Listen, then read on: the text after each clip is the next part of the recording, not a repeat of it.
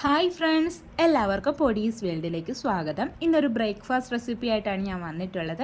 നല്ല സോഫ്റ്റ് ആയിട്ടുള്ള ടേസ്റ്റി ആയിട്ടുള്ള ഒരു തേങ്ങാപ്പത്തിരിയുടെ റെസിപ്പിയാണ്. നമുക്ക് കറികളൊന്നും ഇല്ലേ പോലും തേങ്ങാപ്പാൽ ഒഴിച്ചിട്ട് കഴിക്കാൻ പറ്റിയിട്ടുള്ള ഒരു അടിപൊളി റെസിപ്പിയാണ്. അപ്പോൾ ഇത് നമുക്ക് എങ്ങനെ തയ്യാറാക്കുന്നതെന്ന് നോക്കാം. തേങ്ങാപ്പത്തിരി തയ്യാറാക്കുന്നതിനായിട്ട് ഞാനിവിടെ 1 കപ്പ് അരിപ്പൊടിയാണ് എടുത്തിട്ടുള്ളത്. വറുത്ത അരിപ്പൊടിയാണ് എടുത്തിട്ടുള്ളത്. നമ്മൾ അപ്പം, ഇടിയപ്പം, പത്തിരിക്കൊക്കെ എടുക്കത്തില്ലേ, അതേപോലുള്ള നൈസ് പൊടിയാണ് എടുത്തിട്ടുള്ളത്. ഇനി നമുക്കിത് തയ്യാറാക്കി തുടങ്ങാം.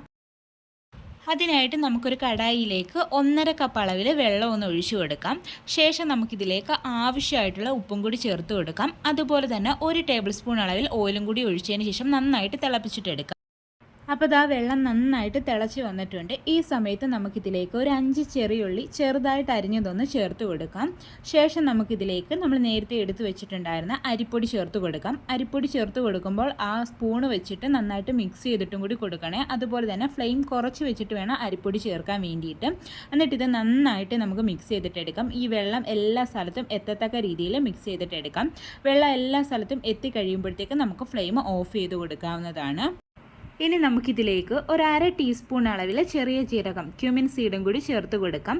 അതുപോലെ തന്നെ ഒരു 1/2 കപ്പ് അളവിൽ ചിരകിയ തേങ്ങയും കൂടി ചേർത്ത് കൊടുക്കാം.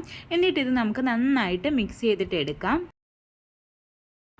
ഇനി നമുക്ക് ഈ ഒരു മാവ് മറ്റൊരു പാത്രത്തിലേക്ക് അങ്ങ് മാറ്റി വെക്കാം. ഇപ്പോൾ ഈ മാവിന് അത്യാവശ്യം നല്ല ചൂടാണ്. ഇപ്പോൾ നമുക്ക് കുഴച്ചെടുക്കാൻ പറ്റത്തില്ല. അപ്പം മറ്റൊരു പാത്രത്തിലേക്ക് മാറ്റിയിട്ട് ഒന്ന് അടച്ചു വെക്കാം. ഒരു 5 മിനിറ്റ് നേരത്തേക്ക് ഒന്ന് അടച്ചിട്ടും കൂടി വെക്കാം. അപ്പോൾ നമ്മുടെ മാവിൻ്റെ ചൂട് ചെറുതായിട്ടൊന്ന് കുറഞ്ഞു വന്നിട്ടുണ്ട്. ഈ സമയത്ത് നമ്മുടെ കയ്യിൽ കുറച്ച് ഓയിലൊന്ന് തടവിയതിന് ശേഷം നന്നായിട്ട് നമുക്ക് കുഴച്ചിട്ടെടുക്കാം. നന്നായിട്ട് കുഴച്ചിട്ടെടുത്താലേ നമ്മുടെ പത്തിരിക്ക് നന്നായിട്ട് ടേസ്റ്റും അതുപോലെ തന്നെ നല്ലൊരു സോഫ്റ്റ്നെസ്സും ഒക്കെ കിട്ടത്തുള്ളൂ. അപ്പോൾ നല്ലതുപോലെ കുഴച്ചിട്ടെടുക്കാൻ വേണ്ടിയിട്ട് ശ്രദ്ധിക്കാം. പത്തിരിയുടെ മാവ് അപ്പം നല്ല രീതിയിൽ ഞാൻ കുഴച്ചെടുത്തിട്ടുണ്ട്. കണ്ടില്ലേ, നല്ല സോഫ്റ്റ് ആയിട്ടാണ് ഇരിക്കുന്നത്. ഇനി നമുക്കിത് ഉരുളകളാക്കി എടുക്കണം. അതിനായിട്ട് അത്യാവശ്യം വലിയ ഒരു ഉരുളയാക്കിയിട്ടാണ് ഞാൻ എടുക്കുന്നത്. അപ്പോൾ അതനുസരിച്ചിട്ടുള്ള മാവ് എടുത്തിട്ടുണ്ട്. എന്നിട്ട് നമ്മുടെ കൈ വെച്ചിട്ട് ഇങ്ങനെ പ്രസ് ചെയ്ത് കൊടുത്തിട്ട് ഒരു ഉരുളയാക്കിയിട്ട് എടുക്കാം. ഇനി നമുക്കിതങ്ങ് പരത്തിയെടുക്കാം. ആ മാവ് അടച്ചു വെക്കാൻ വേണ്ടിയിട്ട് ശ്രദ്ധിക്കണം, അല്ലാന്നുണ്ടെങ്കിൽ അത് ഡ്രൈ ആയി പോവും. അപ്പോൾ അതാ ഇത് പരത്തിയെടുക്കുന്നതിനായിട്ട് ഞാൻ കുറച്ച് അരിപ്പൊടി ഒന്ന് വിതറി കൊടുക്കുകയാണ്.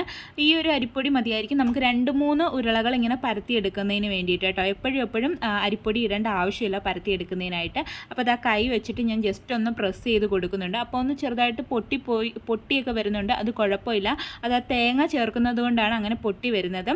അത് നമുക്ക് ഷേപ്പാക്കി എടുക്കാം. എന്നിട്ട് ആ ഒരു റോളർ വെച്ചിട്ട് ഞാനിങ്ങനെ പരത്തി കൊടുക്കുന്നുണ്ട്.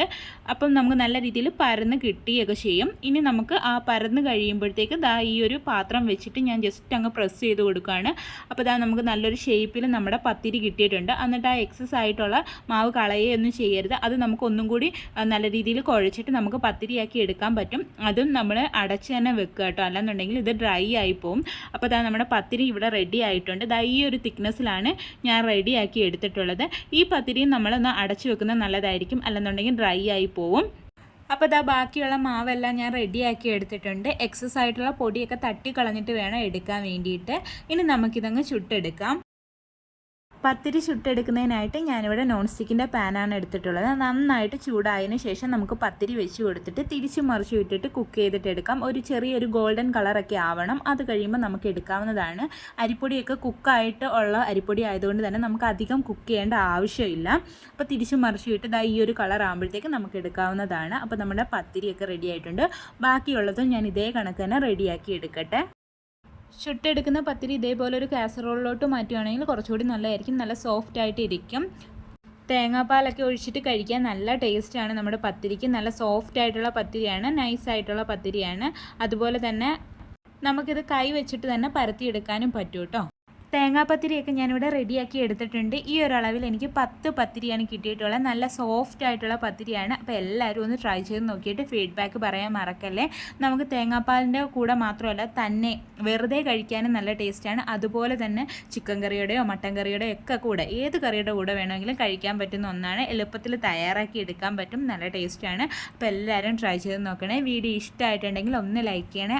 ആദ്യമായിട്ട് ചാനൽ കാണുന്ന കൂട്ടുകാരൊക്കെ ഉണ്ടെങ്കിൽ പ്ലീസ് ഒന്ന് സബ്സ്ക്രൈബ് ചെയ്ത് സപ്പോർട്ടും കൂടി ചെയ്യണേ.